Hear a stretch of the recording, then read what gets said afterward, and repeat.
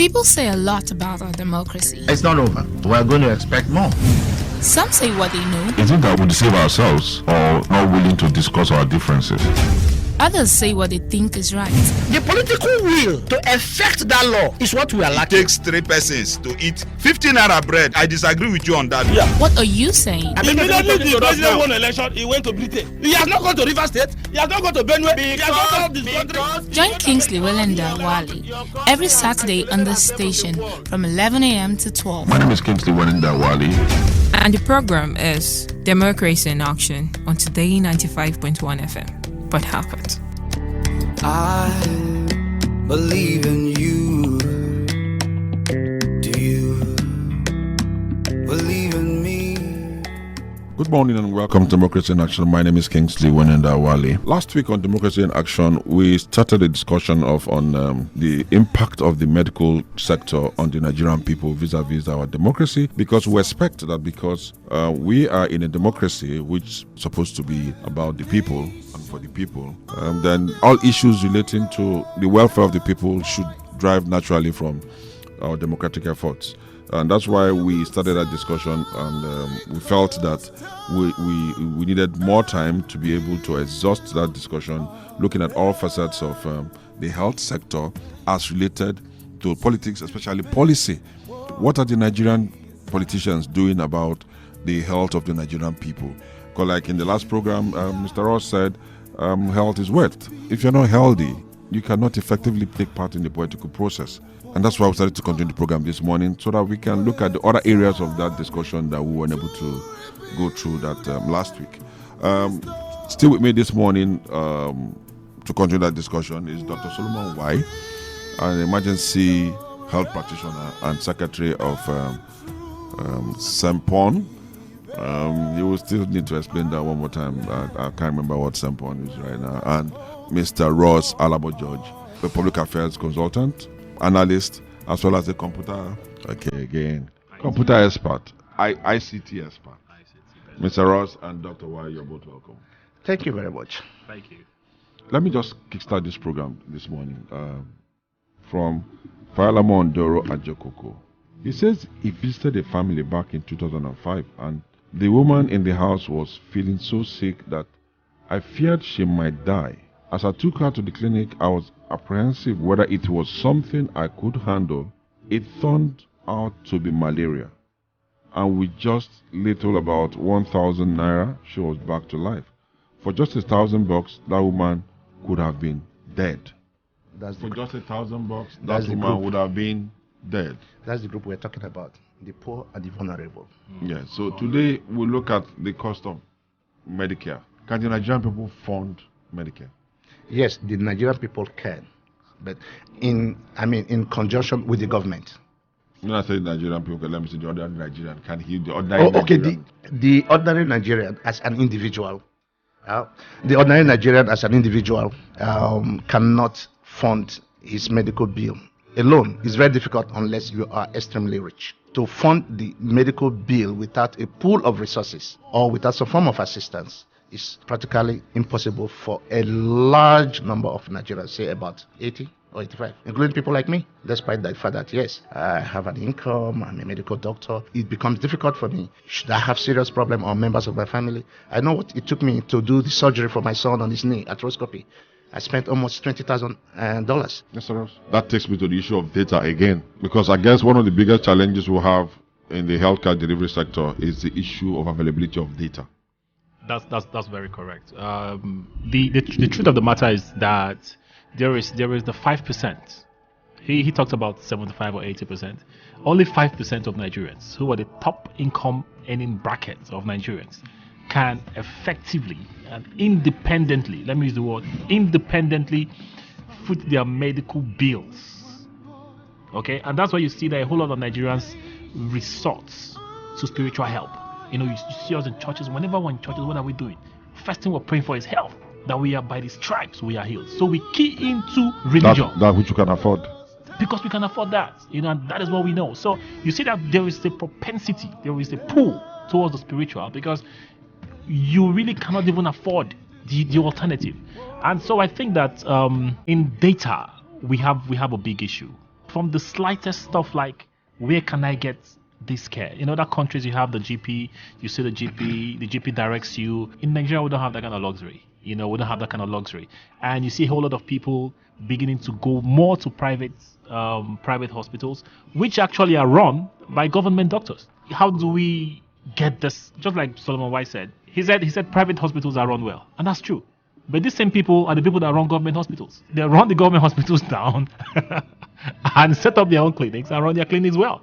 So in terms of data, I think that first of all, data means that we're looking at a broader perspective. 95% of Nigerians cannot afford their medical bills, and the truth of the matter, why our medical system is not even flooded right now, is because not many people do their medical checks. I know that if Nigerians do their medical check, just like you said, you go for a check. I know of a lady in London, she just went for a dental check, and they did a blood test, and they found out that she had cancer of the blood. And she said, I read a story on social media. She said she died 1 million times. But they started treatment immediately. She didn't have to pay a dime because she was covered. So how do we get to that point where the people who provide these services, of course, he's just talked about clinics being owed, in the Nigerian NHIS system. They've not been paid millions for months and years and stuff like that. But of course, how can you contend that when even people that work for government have not been paid? So I think that it's still a challenge. We need to fix our system. We need to get our country in order. There are countries that are working. Cuba has a sound medical system. Some people say it's a communist state, but communism is just some form of welfarism and pure socialism. So they pool national resources for key issues like health, education, and security. Benin Republic is not doing badly too. My worry in all of this is that the average Nigerian political analyst is quick to mentioning issues bordering on dollar exchange. It's quick to talking about school fees. They hardly say anything about health. Can you go to school as a sick person? Let me just get on that. I was talking to a permanent secretary. Yes. That was about maybe 2012, and we were talking about, because I was consulting for that particular ministry on the World Bank project, so World Hand Water. It's called NHWRP, a water project. And I asked him a question. I'm like, why is your government slacking, with their contributory fund? And he told me something. He said, Ross, the pipelines are going to be underground. These water pipelines. He said, I'm a bureaucrat. I know what it is. He said, if the pipelines were going to be on the surface of the ground, will be on the surface where people can see that the state government is doing pipelines, that the governor will do it. That is the fact. You see governors building roads and bridges. Why? That's what people see. Political tangibles. Just like he said, we celebrate mediocrity. You build the roads, but the people are dying. Go to the hospitals. Go to BMH. Go to teaching hospital. Go to the emergency unit. You see people are helplessly, and the doctors are helpless because sometimes. Because for me, I think that we're in some kind of health emergency. When you reeled out figures last week on the infant mortality rate, HDI, is it prenatal or whatever? They are different. Maternal mortality rate. No, I'm talking about women who go through that process then get killed in the process. Because that's what I call it, getting killed. They don't die because the system, the wickedness of the system that is killing them. I refuse to agree with you, Mr. Kayman. I refuse to agree with you. Please permit me to say no. Yes, sometimes. You need to understand the context. I know the context. If the social order is skewed against the people deliberately because people are going to be making money from it. For example, when Mr. Ross talked about situations, or you even gave vent to that doctors who run the government hospitals run them down. The same people who go run private clinics and run them well. But it's out of wickedness that is done. That's the point I'm making here. The system is wicked to the Nigerian people. That's the point I'm making. Okay, I understand you. I understand, but the point also I wanted to add is that sometimes these deaths are not necessarily due to maybe how do I call them, inefficiencies or from the part of the doctors, but it does happen because or negligence, because these things do happen in even the developed countries. Women in childbirth, but of course the figures. The difference here, is the numbers. We're talking about the numbers because of the wickedness of the system. That's why the numbers here are very high. Let me give you one data from one organization. It says that Nigeria is ranked one of the worst countries for mothers and children to live in. One of the worst countries for mothers and children to live in. And these people are called so state of. Understand why I said that? People Yes, get killed, actually. yes. They don't die, they get because killed. They said their 2014 record says that about Nigeria is 171 out of 178 countries they ranked. Because we had a figure of 124. Only God go to 7 countries that were better than. So that is that. But the point is, like, it might be a joke to you. No. It might be a country like that, Somalia, but you might be shocked that a country like Somalia is ahead of Nigeria. Oh yeah, true. But these things are open. If you just go to World Health Organization, No, what I'm talking about that. But let's come to data. The point is that actually we do have data, although they are not comprehensive, and they are usually very, very, very local. If you go to teaching hospital, they have their data. If you go to University of Calabar teaching hospital, they have their data. If you go to UNTH, that's not functional. That's so dysfunctional. So, like, let me give you an example. As somebody, because I worked in Russia after my graduation for many years, and what happens is that in my consulting room, I had 3 nurses working with me as my assistants. So my duty is just to examine my patients and do my write-up. As I'm doing my prescription, whether the woman needs to or the man needs to do blood test or buy or to go and collect whatever, the nurse is already writing it down. So the prescription I don't write. She just looks at my folder and writes out all the the recommendations, laboratory tests and all that to save time. And then there's another nurse. You want to try that out in Nigeria now? I'm coming. There's another. No, you want to try that out in Nigeria now, Mr. Ross? Yes, we should. That's why it can work. To try the idea of the nurse should do a prescription. Everybody in the hospital will die in 6 hours. No, the nurse does not do the prescription. The nurse is only transcribe. That is rewriting. That is whatever. Well, the point I'm making here is that the level of education of even the nurse, he or she is not prepared. No, there are good nurses. We can improve that because I've talked about education. I'm talking about in a situation, let's say that the doctors know what they are doing.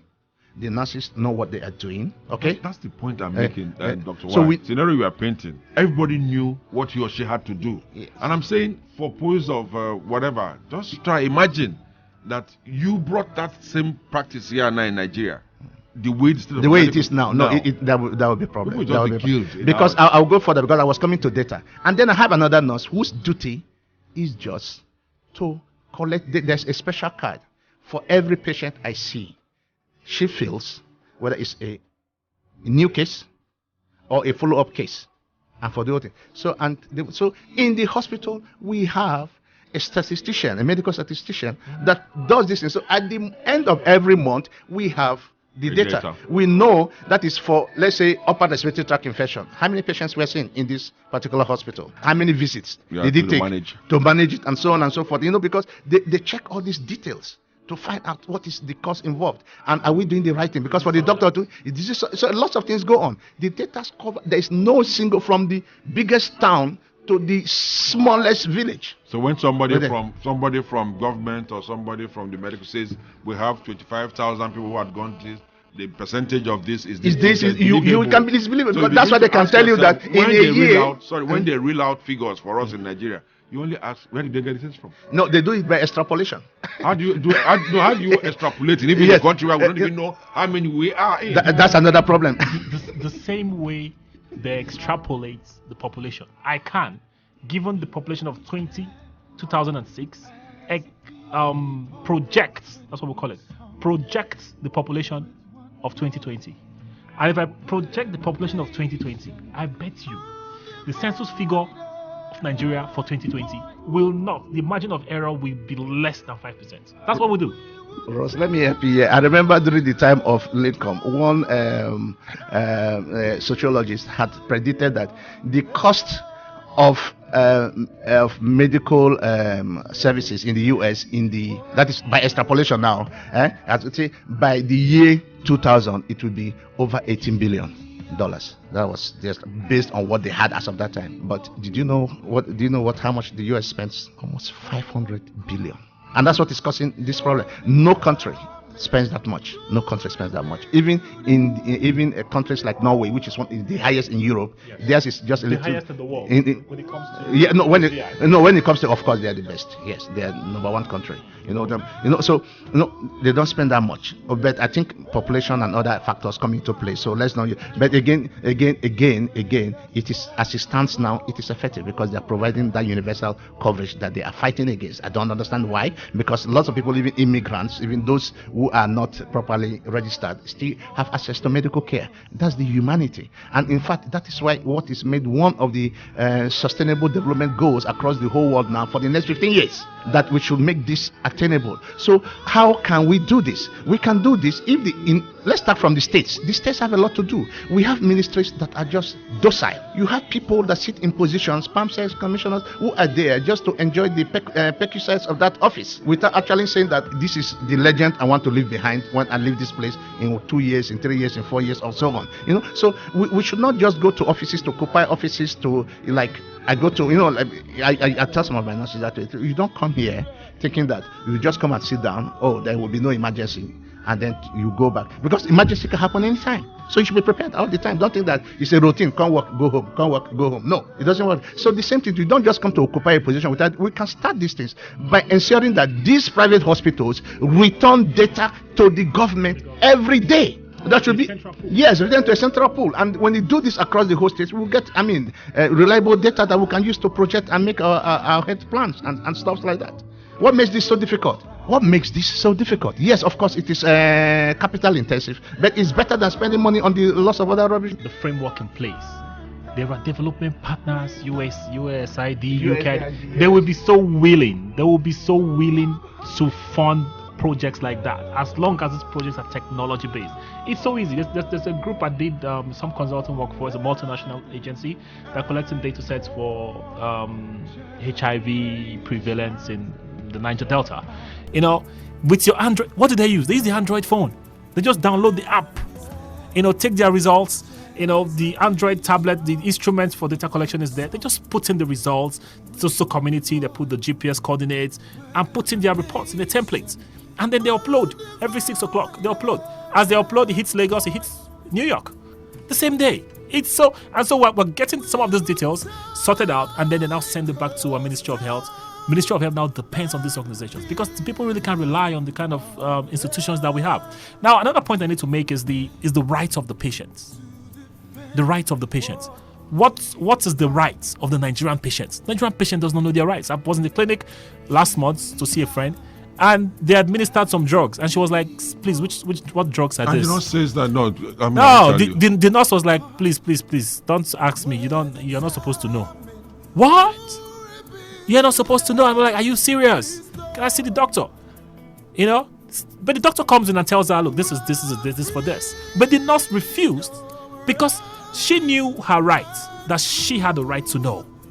Okay, now just like I was talking about last week when Dr. White told me about what they do in India, and how patients carry their medical information. You carry your medical file yourself. You should know everything that is wrong with you. And number 3 is that you need to know your doctor. You don't step into a hospital and then meet Dr. Solomon Y. You don't know his profile. You don't know his background. You don't know if he's been sanctioned by the Nigerian Medical Association or the West Africa Council of Physicians not to practice anymore. How do we know? See Dr. Y. Your friend calls you. There's a guy in Port Harcourt, see him. His name is Dr. Y. The first thing you should do is there should be a portal where you can check up Dr. Y and say, okay, Dr. Y is an expert in this. You don't send me to a pediatrician for a gynecology issue. So we should know the strengths of our doctors and the status of practitioners at every point in time. When we get back to Nigeria here, you like to ask yourself, why is that not a subject of discussion? Because that is the most fundamental of all the fundamental rights which you have, the right to live. You can only vote, you can only enjoy good dollar rates or foreign exchange rate, you can only work if you are alive. So if the health policies do not favor the people, why is it that the people are not talking about them, screaming about them? I think it is because they have been denied this particular right, that for them, they have come to accept it as normal. So a kind of inertia has developed within the people, because it's like a vicious circle. Whether you talk, nothing will happen. So why even bother to talk? So and you don't talk, nothing happens. But I won't agree with that. I won't agree with that. No. I'm just let me tell you why I won't agree with that. I know, but let me tell you why I won't agree with that. People. Now, I'll tell you why I won't agree with Okay, that. That perception is not too right, because the Nigerian people equally say whether I vote or I not vote, they go still win.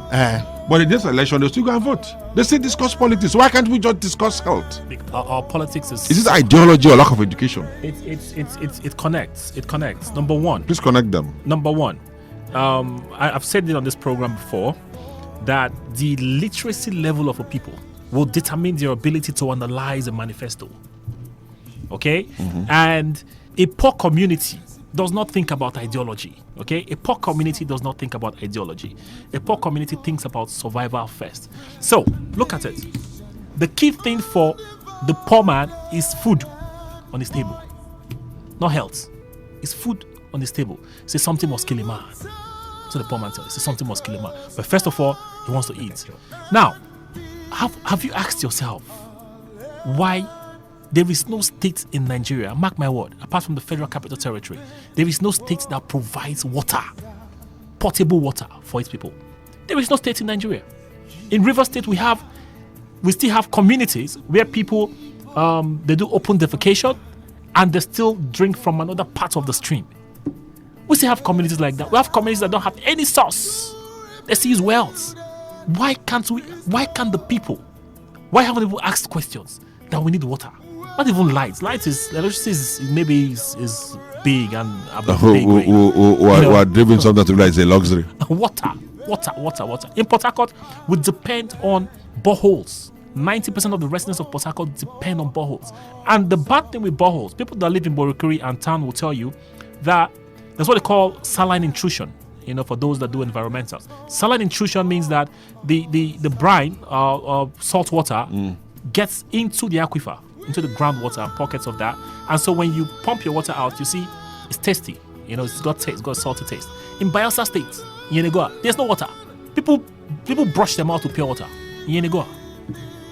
Do you understand what I'm saying? Now, we built in such a system, and we use people that drill boreholes. And that's why our medical system is not telling us how many people are dying from typhoid, how many people are dying from bad water-related diseases and stuff like that. Otherwise, the kind of information we'll be getting should be enough to propel our government to act. And so that is also a problem.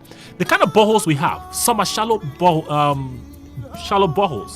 And some of those boreholes don't get deeper than our sockaway pits. And then you have a sockaway pit less than 50 meters away from your borehole. At some point, it just takes the transmissivity effects. At some point, your borehole water will get into the groundwater level, depending on how deep your borehole is. And who supervises borehole drilling in Port Harcourt? At what depth should your borehole go? Nobody does that. So you hit water, like for in River State, you have water pockets happening at shallow levels. You can hit water at 10 meters. You hit water at 10 meters, you have a borehole at 6 meters, 7 meters. And they're probably just 3, 4, 5, 6, 7 meters apart. So who regulates that? Borehole and septic tank, you mean? Septic, yes. So who regulates that? So why are people dying? We keep asking questions.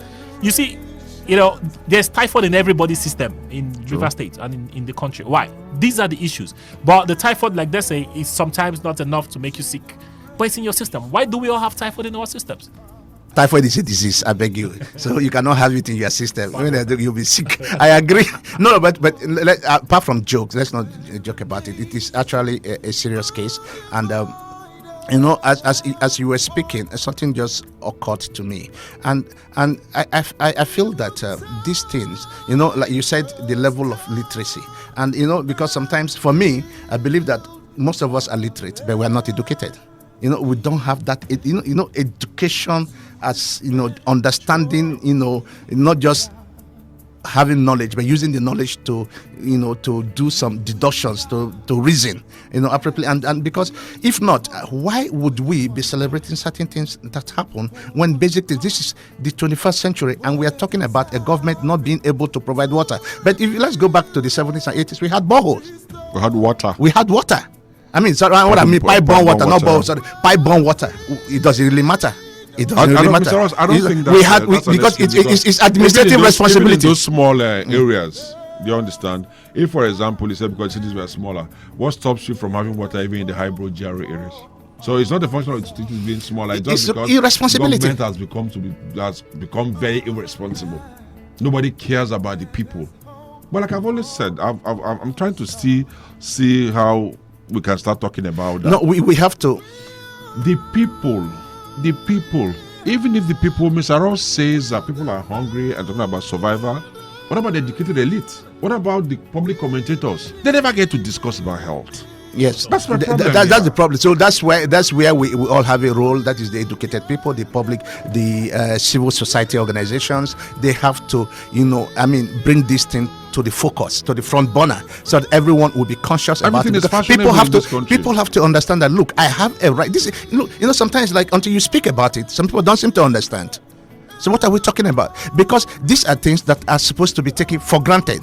That you have universal coverage in the healthcare sector, that people have pipe-borne water, that at least we can have more than 18 hours of power supply. This should be our priorities. Why should each time I will give you light, I will give you road? For years now, since I became conscious, 16 years old boy after secondary school, I started following politics. So this all I hear. You were not conscious until you were 16. Politically conscious, I beg you. No, it's very important. No. Mr. Ross. So we really have a lot of work to do, because I have to thank you, first of all, Mr. Kayman, because for bringing out, and inviting us, giving us the opportunity to speak on this topic, because it is a very important one.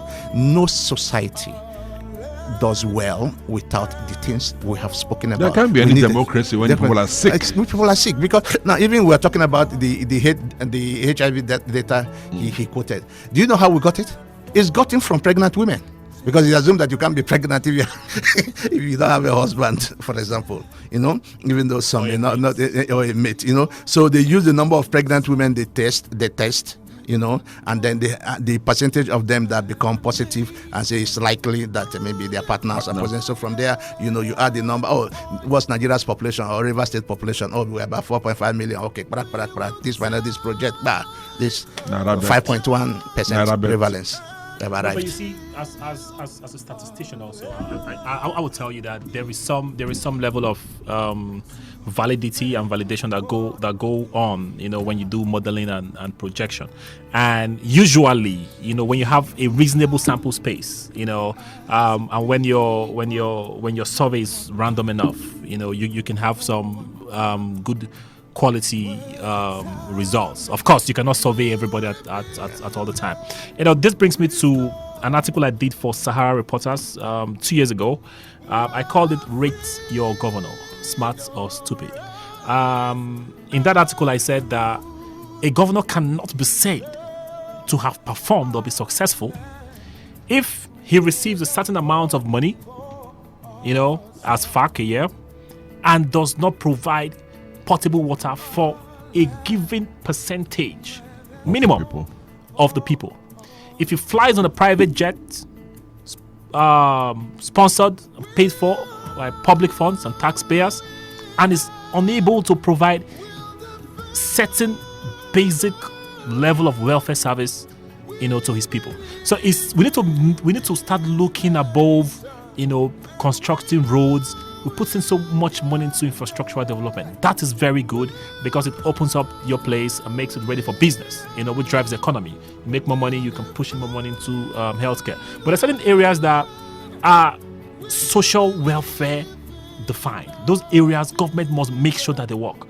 Just like in America, someone was talking about, do we need to pay for fire service? You don't pay for fire service. If your house is on fire, it is the duty of government to come and put the fire out. You don't pay for fire service. So we need to begin to think about that. And we need to identify certain life-threatening diseases. Tell me something. You actually pay for fire service in this country, no? No, we don't. We don't. Does it even work? Because it doesn't work. It doesn't work. So the same method we should apply. I think that argument came in, during, the universal healthcare, affordable care debate in the United States. We should apply that same approach to people that dying of stuff like cancer, those high-end, fast killer, high-cost diseases. People they can't afford it.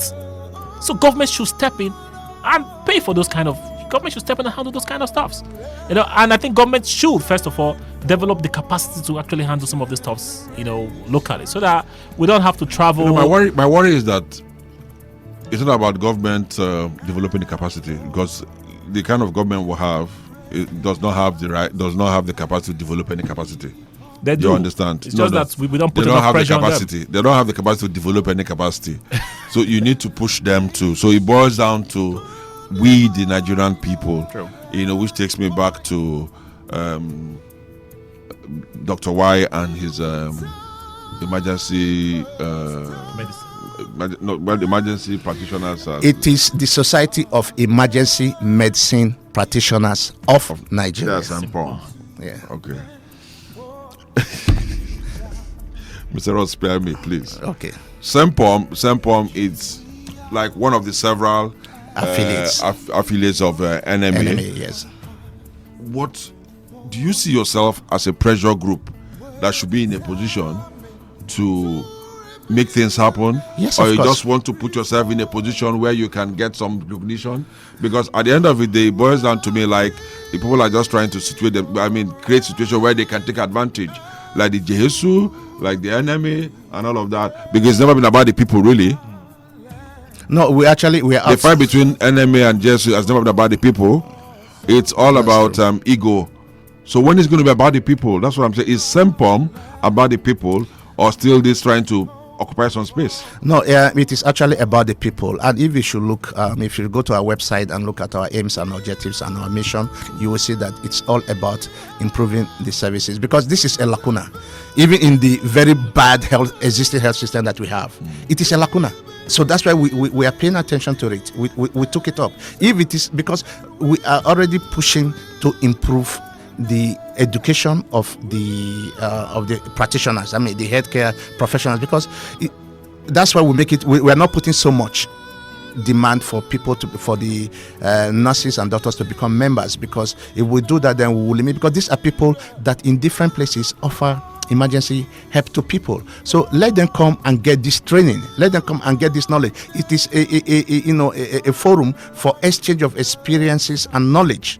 You understand? And this body too is also registered with an international body that also, so we get cross-border, experience too. There's a conference coming up very soon in South Africa, and that we are going to attend. On emergency medicine. We don't want Mr. Ross to come along with you. I want to beg him to allow me stay in his house. In South Africa. So it's out in Dublin. Okay. Yes. So or Durban. Yeah. So major thing we want to do is that to actually be advocates of the policies and best care in emergency medicine. We are advocating for setting up the clinical discipline as a separate entity of emergency medical practice, because if you go to A&E, you find out that even little things of some hospitals, they don't have basic accident and accident and emergency departments of some hospitals. They don't even have the basic things that are needed to keep a patient alive. BMH, I had to pay for hand gloves. Yes, no, those things should not happen. Let me tell you how the SEMPOM works. So when you get this training, you will now understand how to deal with emergency cases, because there's what we call trimodal distribution of death in trauma, for example. Now, if you have a trauma, now there are different types of trauma. There are the type, the first part is death from trauma within the first few minutes to few hours, because they have severe head injury that is not compatible with life, or maybe heart or a transaction of a major vessel. You can't do anything. Those ones will die.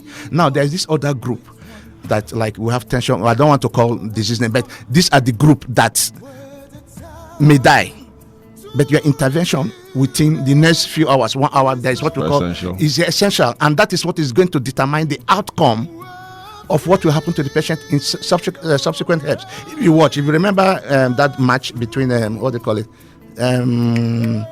at White Hart Lane, where Patrice Mwamba died. Okay. That guy was dead for 78 minutes. What kept him alive is because of a doctor who was a spectator, not even the medical team that was there.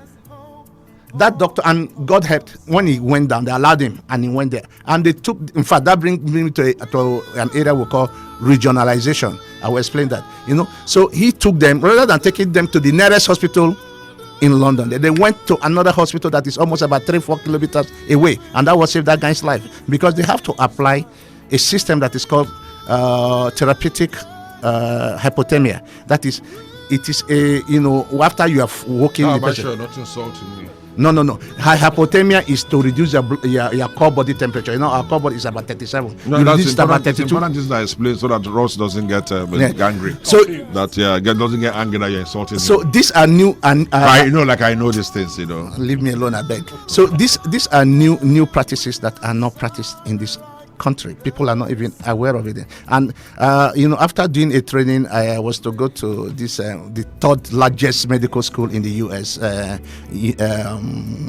Perryman's Medical College of Pennsylvania. Yes, So and to do this thing, and one of my friends, a senior doctor consultant cardiologist, said, "Why are you going to waste time there? Then you go acquire this skill. What will you use it for?" Because we don't have even a cath lab. Well, we have one in Lagos. It's a private hospital that is doing it. You remember our friend? Yes, that's the one I know. Maybe that could be, but no government, no center of excellence has that. Meaning that you have a heart attack. Use a better word. What do you mean by center of excellence? Use a better word. That's what they call them. The teaching hospitals are called centers of excellence. You know better. I know, but that's the name. They said they are making them centers of excellence. They don't have these things. So we need. So SEMPON is about creating this awareness, teaching people how to do these little things, and drawing their attention to basic equipment that should be available in order to deliver these services. Help to organize trainings, and so on. So that is what we want to do. We want to improve our healthcare system. SEMPON alone cannot solve all the problem. This is just one lacuna that we need to fill, as an issue. But there are other things that need to be done. We have to sit up and organize our medical system ourselves as doctors in the first place. The internal fight between us, the service providers, have to stop. But the government has to help us stop that by defining what are the roles of the doctors in terms of leadership in these hospitals and so on. Because you find out that the people who want to become MDs and CMDs of these hospitals, when they go to the private sector, they shut up. They don't talk.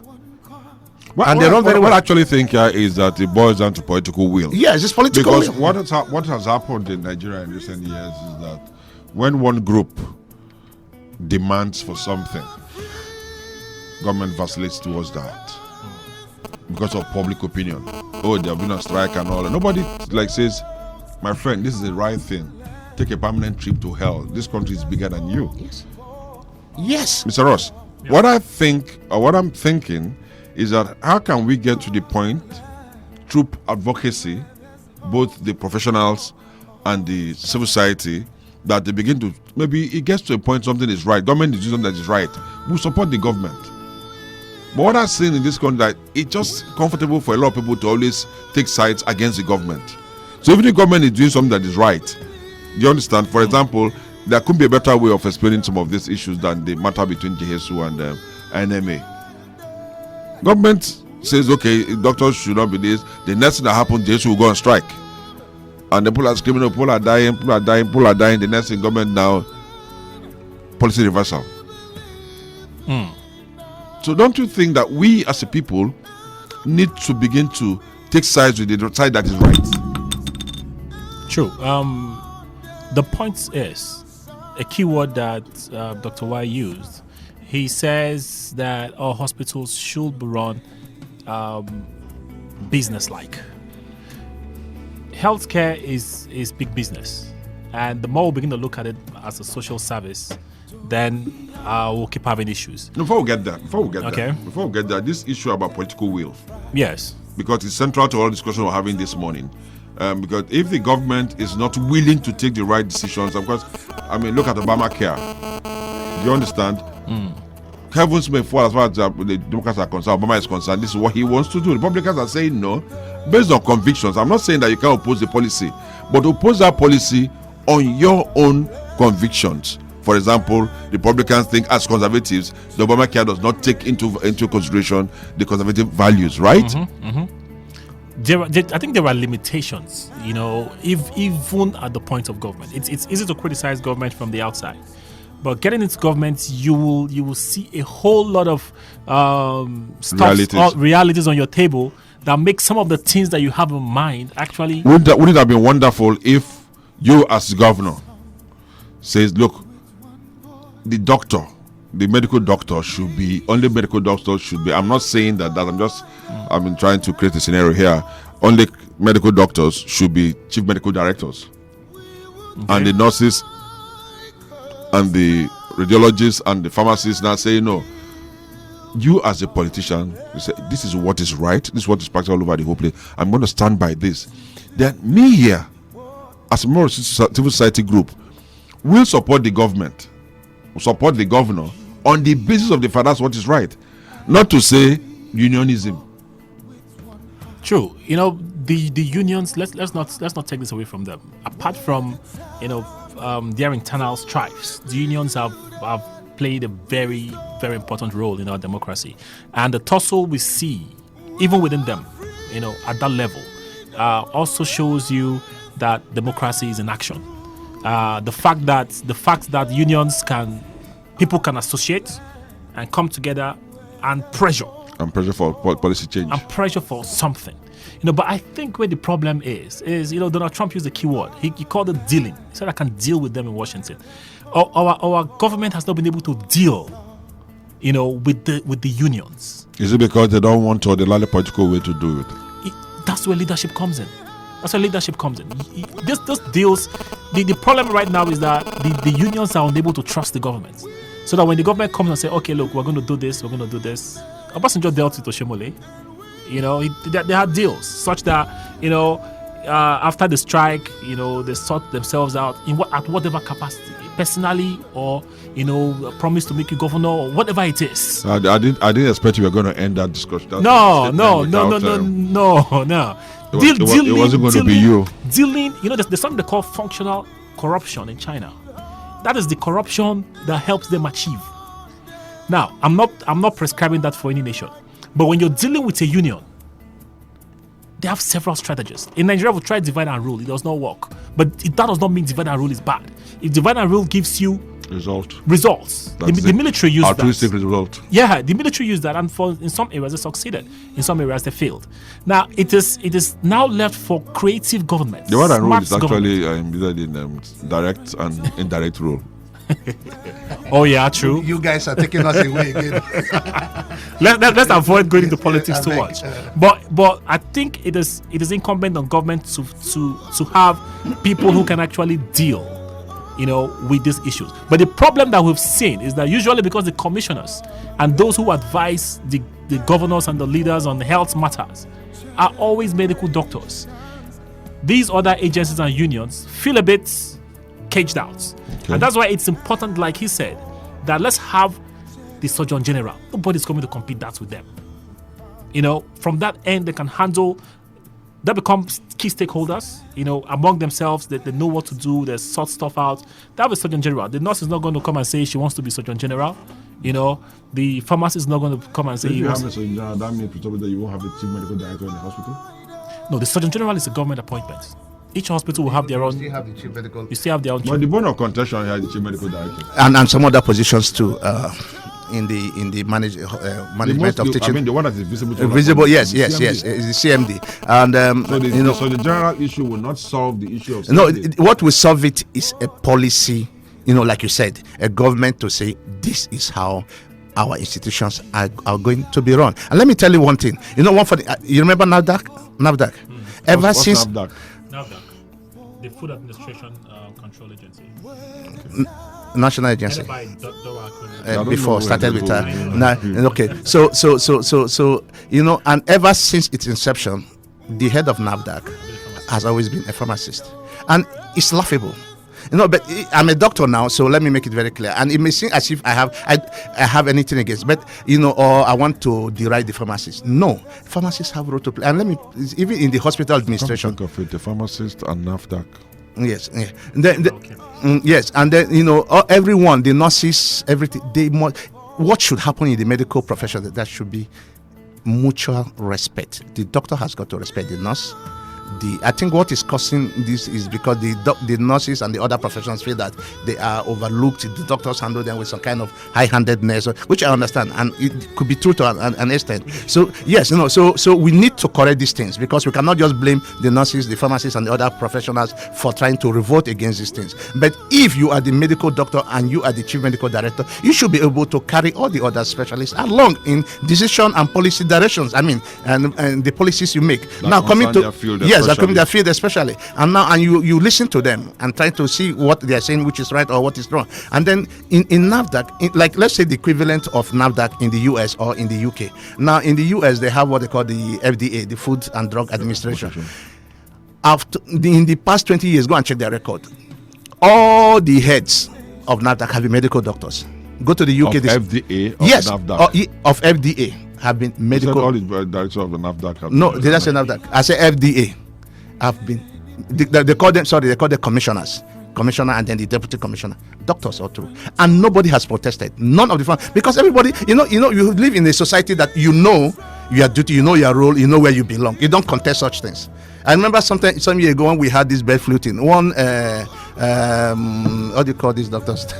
Sorry, I'm not the veterinary doctor. Said that, it's bird flu, it has animals, so I should lead the team because I'm a veterinary doctor. But we are talking about a disease that affects human beings. So in this profession, it's not about so it's always like this fight. I'm not going to be the leader. It's all about. So we are not talking about what will be beneficial to the public. Dr. White, sorry, but I think the veterinary doctor actually has a case. No, he has a case. Really, because the bird flu actually affects human beings. In that area, I think there should be an emergency unit headed by a doctor. But also, it also has on livestock, which is also an economic. Not just the livestock. That is where it starts. It begins. So I think the veterinary doctors also have a role to play. He does have, but you cannot eliminate the doctor that has to deal with that. I'm not saying they should work together. Okay. Just like I'm saying. So no. Of course, I don't have anything against You do. But I think that the bottom line of all of this will be the legal framework. The bottom line of all of this will be the reform and the political will. If we have it stated in an act, maybe the health bill. Yes. We'll pass the health bill, and in the health bill, I'm sure a lot of these issues have been taken care of. No. Okay, so if they have not been taken care of, I think it's an opportunity now that we are seeing, because the Constitution is an evolving document. It is an opportunity for us to push in. There will be advocacy and there will be debates. The Senate will listen to both, all parties involved, and then now finalize, yay or nay. Should CMDs be medical doctors only? It goes into an act, so that nobody's protesting it. You see, just like nobody's going to go protest the issue of a surveyor general being a qualified surveyor. I don't know if you get my point. And you stated out that the surgeon general should be a medical doctor with social qualification and all of that. Social responsibility. Yeah, because the same way Cayman and Co, who are lawyers, will also understand that there's a difference between the magistrate and the judge. And so the magistrate knows this. He knows this because they've documented that. And the judge knows his level. It's been documented. The magistrate has his. He plays in the particular court. The judge plays in the particular court, and it's so clear. And I think we should apply that. I think you people in the medical sector should also push, for that framework, that legal framework to guide, so that you can sort out some of this very. For me, I think it's not about their ego. I don't care about their ego, really, and they can fight for as much as they want to. My only concern is that how does that affect the Nigerian people, which is where I think that government and the political class has come to play, because in the first place, if the government, the policymakers and the implementers really are lazy and lack the political will, no matter how well the doctors articulate their position, the medical or the pharmacists articulate their position, we will still have these shortfalls in medical deliveries to the Nigerian people. Correct. And that's what concerns me, and I keep saying it. There is no democracy for a sick people. Somebody who is sick, who is crippled, who is bedridden cannot go and vote. They can't be involved in a debate. So they're excluded. They're excluded already, deliberately by the Nigerian political class. So I'm saying, I'm wondering that as public affairs commentators, I mean, even if you're a doctor, you manage to come to the studio to come and say a thing or two. The emphasis should be on what do we need to do to get the Nigerian political class to attend to the medical needs of the Nigerian people.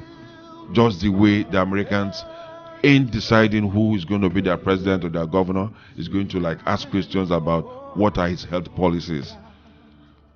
Like it or not, in America, in the US today, Obamacare has been an issue, is an issue, and for some time to come will be an issue. And I want a situation where we'll start talking about, it doesn't have to be Buhari care, but some kind of Medicare that takes care of the Nigerian people. That's what I'm bothered about here. We're running out of time. Mr. Ross, I think you need to make a commitment here that as you step out of the radio station, you're going to do your bit to make the Nigerian people know that health is wealth and that health affects our democracy. I think I will easily commit to that because it's something that involves all of us. I don't think parents should be scared. Parents are scared when they see their children shiver or have fever, simply because they don't know what to expect in the clinic. They are scared to even take the child to the clinic, so they end up in a chemist, first of all, because they are afraid of the kind of bills that they will get when they get to the hospital. So, and that, people call it negligence on the part of the parent, but you don't blame the parent. That's where poverty comes in. Now, how do we, as a developing nation, cater for the poor amongst us? There has to be a way out so that the vulnerable among us do not suffer and die.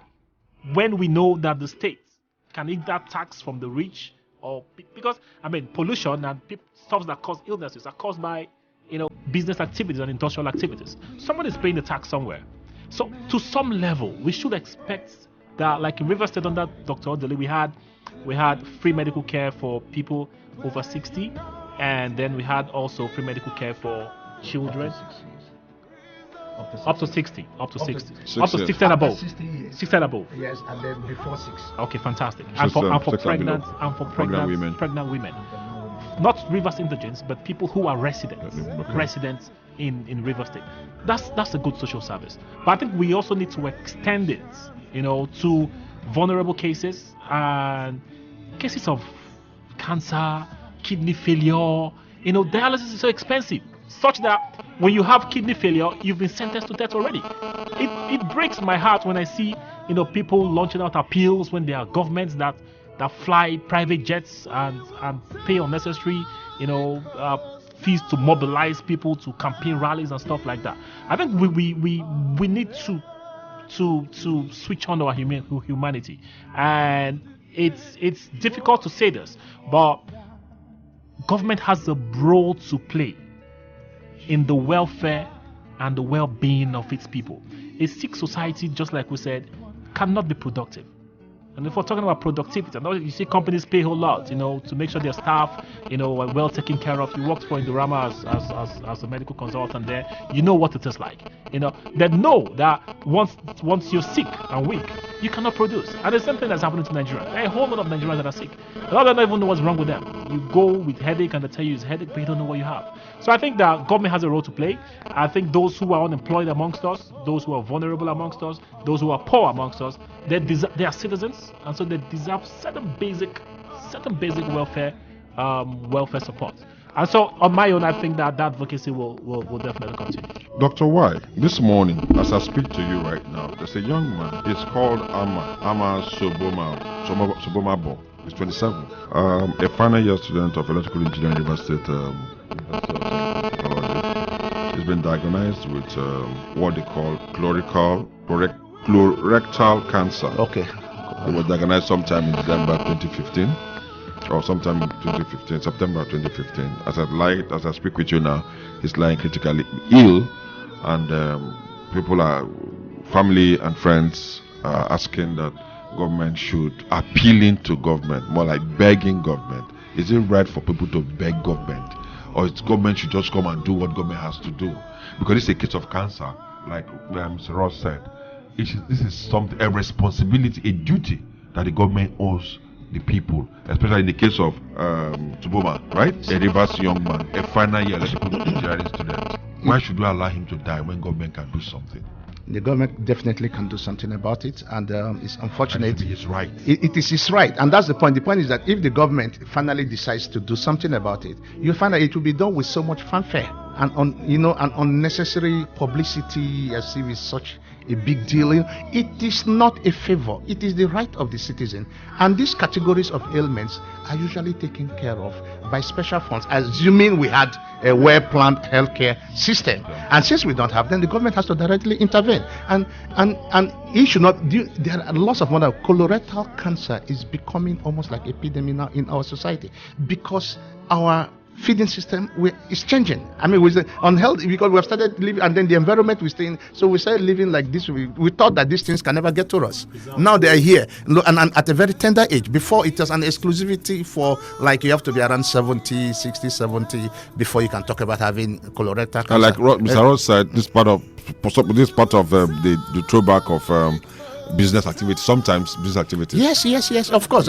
So that's why the taxation is very important, and creating this fund, this pool of funds, so that again on the government it will not be a pressure, financial pressure, because they have lots of other things they need to do. So it comes, but for now, for this particular guy, there's no two ways about it. There's no begging. I mean, it's government responsibility, and so the government should come out and help him, and that's it. But subsequently, we need to start thinking about setting up a functional health care delivery system. And as a doctor, I will continue to talk about this any opportunity I have.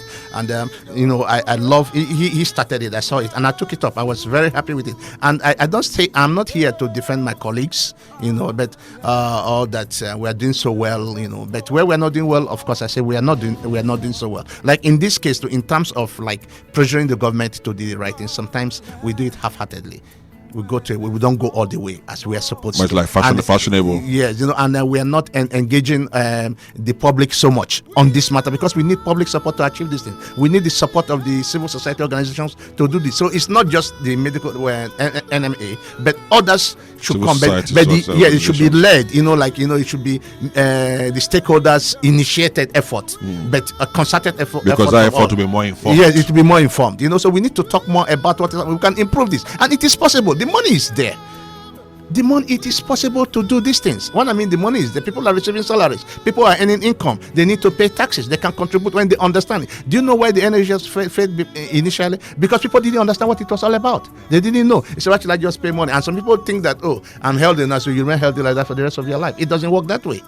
And if you start doing now, you see that you benefit. Maybe today, your wife is going to delivery, thinking that she would do what we call SVD, spontaneous vaginal delivery. But it ends up to be, obstructed labor. We have to go for CS. That's it. And you never bargained for that. You never bargained for that. Around you. By the time you're able to raise the money, if you have this coverage, it's not a big deal. You walk in and then you walk out, and you say, and everything is fine. Just sign. So I think that's the bottom line. Government has to do what it has to do, and not just discussing elections, discussing parties, discussing foreign exchange and all of that. We should start from the Nigerian people. We should start from the health of the Nigerian people. And there can be a better way of ending this discussion this morning. But once more appealing to the state, the government, to intervene in the very unfortunate and sorry case of Subomabo Ama, the 27-year-old final year student, electrical engineering student at the University of Science and Technology, Port Harcourt. Yeah, I think so. The family has been out there appealing to people to support, and we should not let this boy die. He's too young, too brilliant to be allowed to waste.